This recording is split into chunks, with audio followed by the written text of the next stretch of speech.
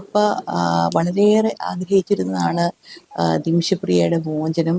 അപ്പ ബാംഗ്ലൂരുണ്ടായിരുന്നപ്പം ഞങ്ങളോടൊപ്പം തന്നെ തീരെ സംസാരിക്കാൻ പറ്റാത്ത സാഹചര്യത്തിലും ഇടപെടാവുന്നവരോടൊക്കെ ഇടപെടുകയും എല്ലാവരെയും വിളിച്ച് സംസാരിക്കുകയും അതിൻ്റെ ഒരു വീഡിയോ തന്നെ ഇപ്പോൾ ഇറങ്ങിയിരുന്നു. അപ്പോൾ ഒട്ടും ഒച്ചയില്ലാതിരുന്ന സമയത്ത് സംസാരിക്കുന്നത് അങ്ങനെ പല പ്രാവശ്യം അപ്പയെ കൊണ്ടാകാവുന്ന വിധം എല്ലാം ചെയ്തിരുന്നു. അൺഫോർച്ചുനേറ്റ്ലി അപ്പ ജൂലൈയിൽ മരിച്ചു. അതിനുശേഷം വളരെയേറെ ഒരുപാട് പേര് ഇതിനകത്ത് ഇടപെട്ടു.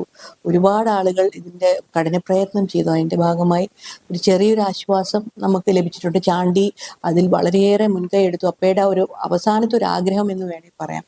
അവസാനത്തെ ചില ആഗ്രഹങ്ങൾ ഒരു ആഗ്രഹമായിട്ട് കണ്ട് നമുക്കതൊരു പേഴ്സണൽ ഒരു കാര്യമായിട്ട് നമ്മുടെ ഫാമിലിക്ക് അത് ഉണ്ട്. അതുകൊണ്ടാണ് ഇത്രയേറെ ഇതായിട്ട് നമുക്ക് ആ ഒരു അപ്പയ്ക്കും അപ്പയ്ക്ക് അത് ഏതൊരു വ്യക്തിയായാലും അപ്പ അത് വളരെ പേഴ്സണലായിട്ടാണ് ചെയ്യുന്നത്. അപ്പം അത് വളരെ പോസിറ്റീവായിട്ട് തീരും എന്നുള്ള ശുഭപ്രതീക്ഷയിലാണ്. ഇനിയും ഒരുപാട് കടമ്പകൾ കടക്കേണ്ടിയിരിക്കുന്നു. നമുക്കൊരു താൽക്കാലികമായ ആശ്വാസം വന്നിട്ടുണ്ട്.